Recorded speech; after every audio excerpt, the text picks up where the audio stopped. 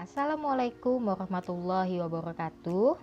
Selamat pagi, kita ketemu lagi di mata kuliah manajemen data. Dan hari ini kita akan membahas mengenai validitas dan reliabilitas. Apa itu validitas dan reliabilitas?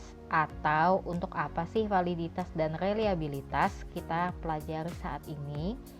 Validitas dan reliabilitas bertujuan untuk mengetahui sejauh mana alat ukur yang sudah kita buat tepat dan dapat diandalkan untuk sebuah penelitian. Hasil penelitian yang valid bila terdapat kesamaan antara data yang terkumpul dengan data yang sesungguhnya terjadi pada objek yang diteliti. Sedangkan hasil penelitian yang reliable bila terdapat kesamaan data dalam waktu yang berbeda. Instrumen yang valid dan reliable itu adalah syarat utama atau syarat mutlak untuk mendapatkan hasil penelitian yang valid dan reliable pula.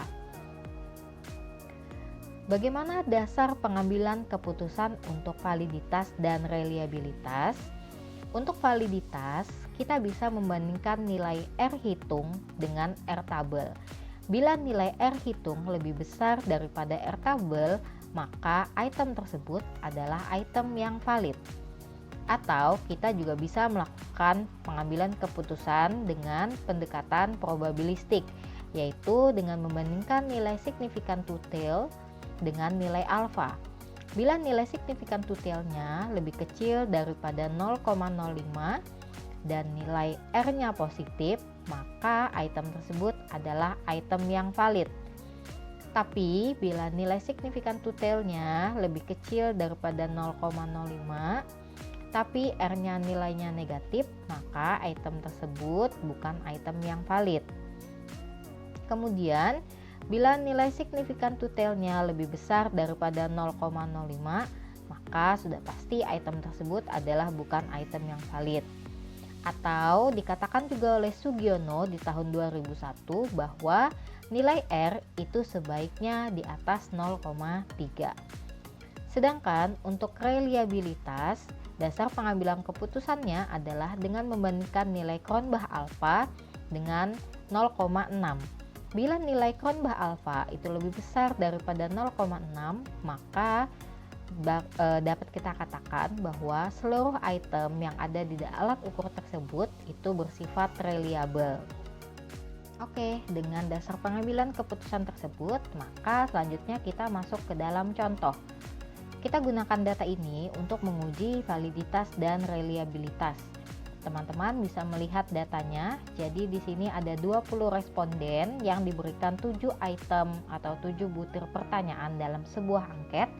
Dan responden diminta memberikan respon 1 sampai 5. Di mana 1 itu dengan item yang atau respon yang paling rendah dan 5 dengan respon yang paling tinggi. Di sini juga ada skor total. Cara memasukkan data sudah bisa dilihat ya, caranya seperti kemarin di bagian variabel dan di bagian data. Jadi silahkan membuat variabel dan menginput data yang sudah disediakan. Kemudian bagaimana cara melakukan uji validitas? Caranya adalah dengan klik analyze, correlate, dan bivariate. Kemudian kita masukkan semua item yang ada dan skor total juga tidak lupa dimasukkan ke dalam kolom variabel. Setelah itu jangan lupa centang tanda Pearson, to tail, dan centang flag signification correlation, kemudian klik OK. Setelah klik OK akan muncul output. Nah, dari output di sini kita bisa lihat misalnya di item pertama, di situ ada nilai Pearson correlation. Jadi item pertama kita korelasikan dengan skor total di mana nilai Pearson correlation-nya adalah 0,886 dan nilai signifikan to tail-nya adalah 0,000. Bagaimana interpretasi outputnya? Berikut interpretasi output berdasarkan dua pendekatan.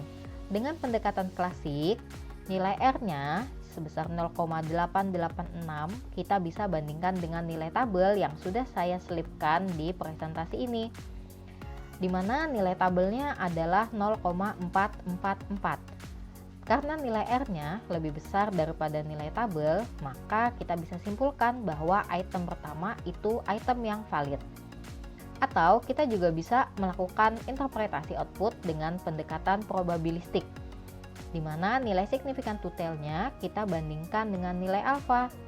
Nilai signifikan to-tailnya 0,000 dan alfanya 0,05, sehingga nilai signifikan to-tail lebih kecil daripada alfa. Dengan nilai R yang positif, maka kita bisa simpulkan bahwa item 1 itu adalah item yang valid.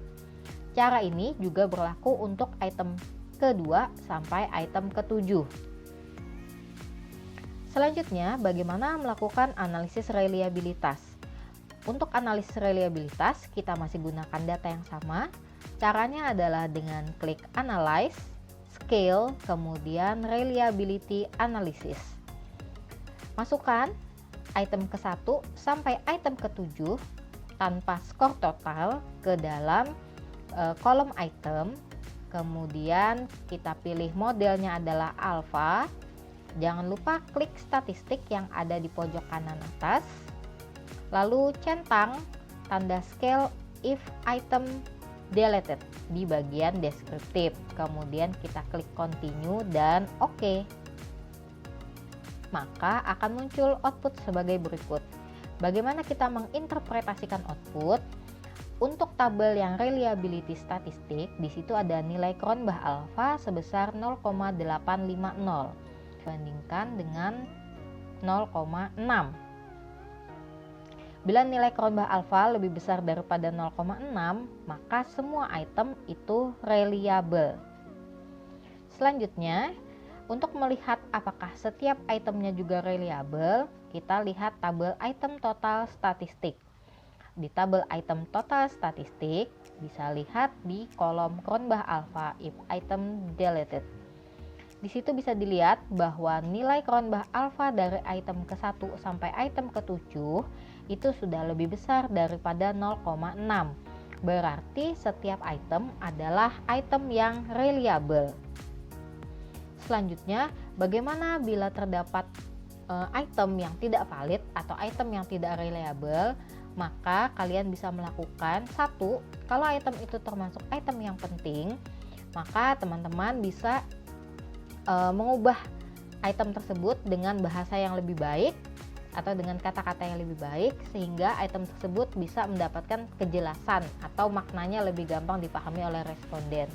Yang kedua, bila item tersebut itu masih bisa digantikan oleh item yang lain atau item itu kesannya tidak terlalu penting, maka item tersebut boleh langsung saja dihapus dari alat ukur yang sudah kita punya. Baik, itu tadi cara untuk melakukan uji validitas dan reliabilitas menggunakan SPSS. Bila teman-teman ada pertanyaan, silahkan tuliskan pertanyaannya di kolom komentar yang ada di Google Classroom kalian. Saya akhiri dulu. Wassalamualaikum warahmatullahi wabarakatuh.